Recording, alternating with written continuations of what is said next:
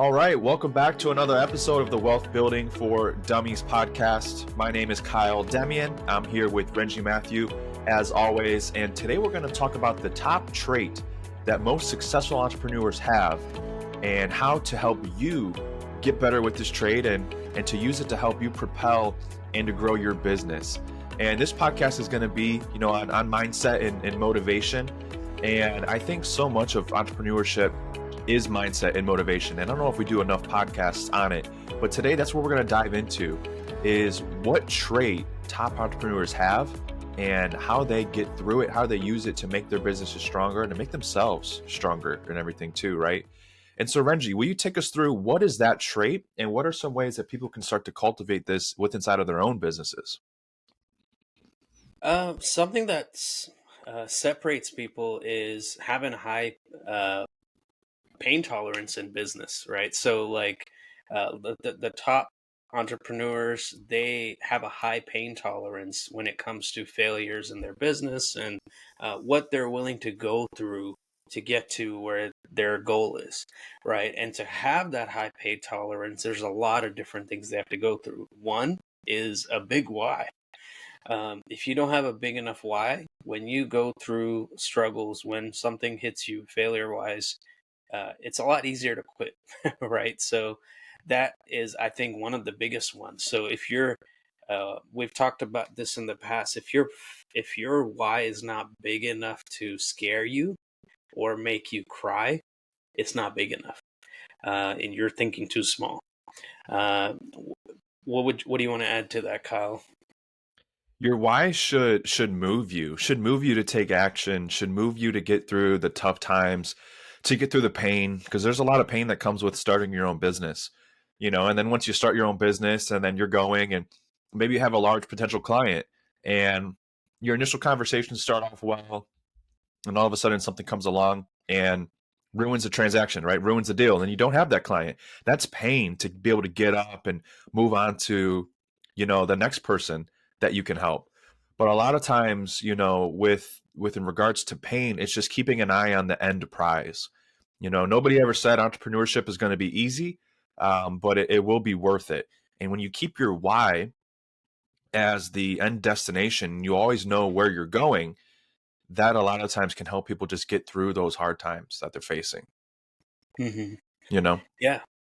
And with something that I've heard before, with self-made millionaires, they're extremely relentless. There's no what if I fail. It's just I'm gonna make it. It's just a matter of when, or I'm gonna die trying. Right. So, Yeah. people that have a high pain tolerance, that's what they think about. It's like, okay, I know I'm gonna get there. I don't know how I'm gonna get there, but I'm gonna do it until I get there. I'm not. There's no quitting. And that's what having a high pain tolerance is. It's like you're willing to do whatever it takes to get to that point, ethically, anyways. Yeah. And this is why, having mentors and people on your side in business, like don't go at this thing alone because it can be painful. And if you're by yourself, that's why I feel like a lot of people and a lot of businesses just don't make it. They're not successful because they don't have anybody else to rely upon or to go to and seek counsel or advice. And they're just up to, themselves. And too often we limit our capabilities and our abilities just because we don't know what's possible on the other end, right? We have these big dreams and big goals, but as soon as one pain, one obstacle comes up, most people just tend to quit. But if you have people on your side, people in your corner that are always rooting for you, cheering you on, and most importantly, they're mentors, so they're in the place where you want to be, you can use them as validation that it's possible. You can use them as inspiration to keep going. And you can use them as, an instructor, basically to show you the ropes and show you how to get to, their path, their position, right?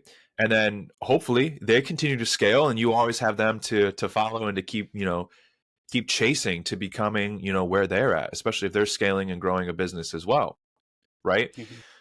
With that, Renji, what else? There was something good you talked about before the show. Like most people are willing to sell their dreams, or their will to win is for sale. Can you talk to us about that? Yeah, that's a quote by Ed Mylett.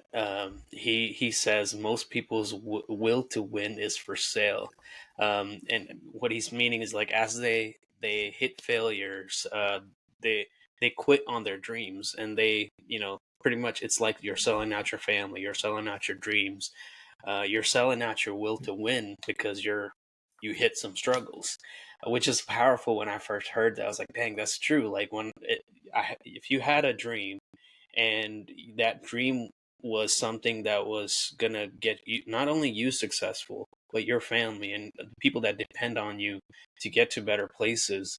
And if you quit on that dream as soon as you hit a struggle, you're quitting on not only the dream, but you're quitting on your family and everyone that's depending on you. So when I first heard that, that hit me really hard because I've quit on so many things in the past. And so it really is something you got to think about if you're going to go after a dream and you make the decision to start chasing after that and making those steps to fulfill that dream. There's going to be a lot of adversity that comes by you, but instead of quitting, see how you can equip yourself, right? Like Kyle mentioned, there are mentors out there. They're different. There's so many free resources out there for people that need to learn something new, to change the way they're doing things. Because if you're stuck in your ways to how to get things done, you're not going to go too far because things change. There's upgrades in technology. There's laws that change all the time. So if you're not willing to change the way you're doing things, you might not get that far. But figure out how there's many ways to do one thing, right? So figuring out the different ways to do that and learning how to do that better and learning how to be a better person so you can get to those goals is huge. And that's what top entrepreneurs do. They're willing to make those changes whenever things come that are stopping their business from growing. They're willing to make the changes and willing to grow to get to the next level, to get to the next step.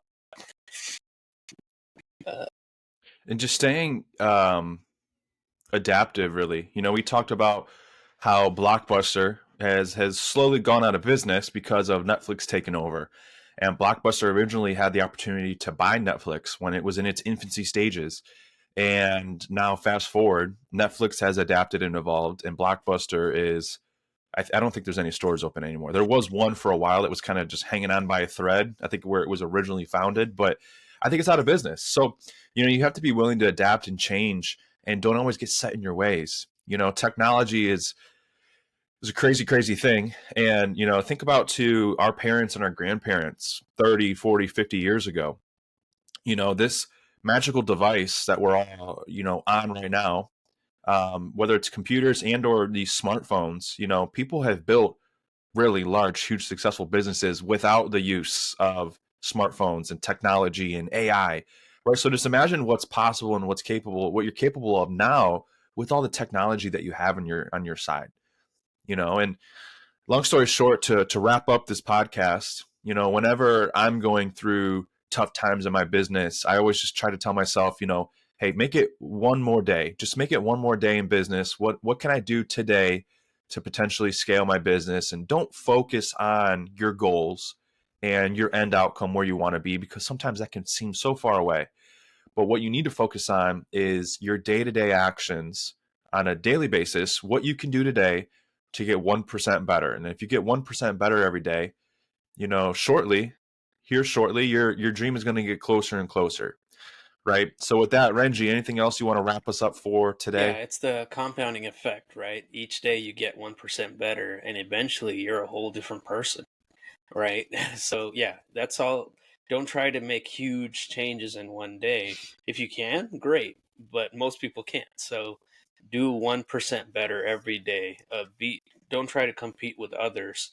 Compete with yourself, your past, right? So try to be your better version of yourself each day, and eventually it's going to compound to so many changes, not only in your personal life, but in your business, in your family life, your relationships, everything. I think that's all I want to add to that. Absolutely. And with that, this was another episode of our Mindset Monday for the Wealth Building for Dummies podcast. Remember, build up your pain tolerance. That way, any obstacle that life or your business throws at you, you can overcome it and continue going on. Make sure to like, comment, and subscribe, and share this podcast with your friends, family, colleagues, anybody that you think may get good information out of this, could potentially help them. And as always, we'll see you guys on the next episode. Take care.